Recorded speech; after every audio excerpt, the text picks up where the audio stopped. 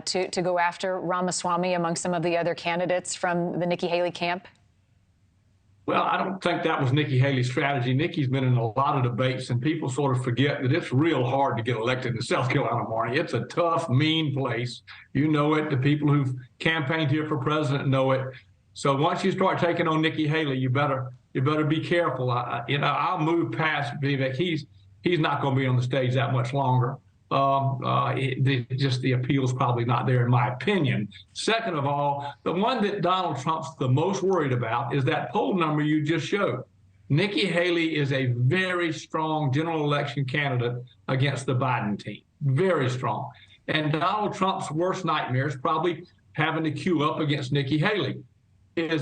What he's got right now is a whole group of Republicans trying to distinguish themselves, going after each other, and that plays into former President Trump's hand. He doesn't need a small crowd to go up against him and show the differences. What we're going to find out now is the Republican Party ready to move to a new generation? Does the country want one of these two 80-something-year-old men to be president? Maybe they do, maybe they don't. We're going to find out. I think that Nikki Haley is the perfect person to run in a general election, to right the ship and put us on a new track in America. And when you look at that difference of the stage, the only woman running for president, basically, very well qualified as a former governor of South Carolina. Let me just assure you, if you want some entertainment, you start taking taking shots at Nikki Haley, you better be prepared to put up an armored, battle-tested suit, because she's going to come at you and get the best of it. Well, you might be right, Katon, because I think she's getting under Donald Trump's skin. I mean, he released a press release in the last few hours responding who is Nikki Haley, right? So, I mean, there's something resonating there. Talk about her political chops, though, her experience as governor, as ambassador, what she brings to the table, and has she been successful in expressing that to the American people in these two debates? And she has, and what we're missing, Marni, is Nikki right now is in Iowa getting ready to do a town hall, okay?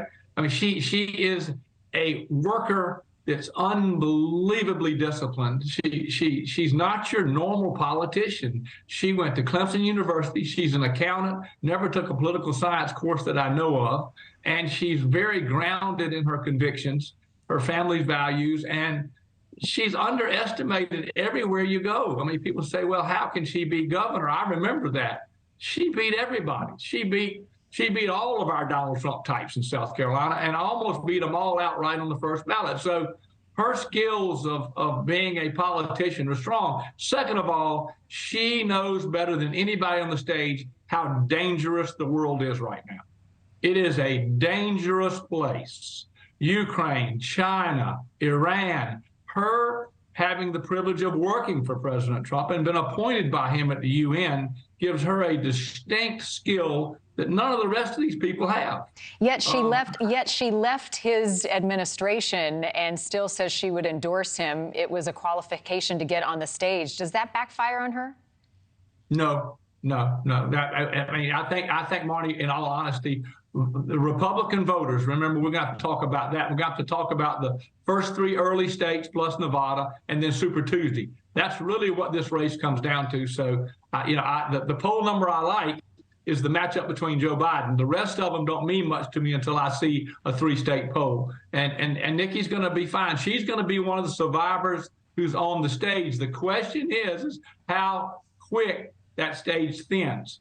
Right. Debate number 3 coming up soon. Hey, Katon, I'm out of time, but I appreciate you coming on this morning. Thank you for your perspective.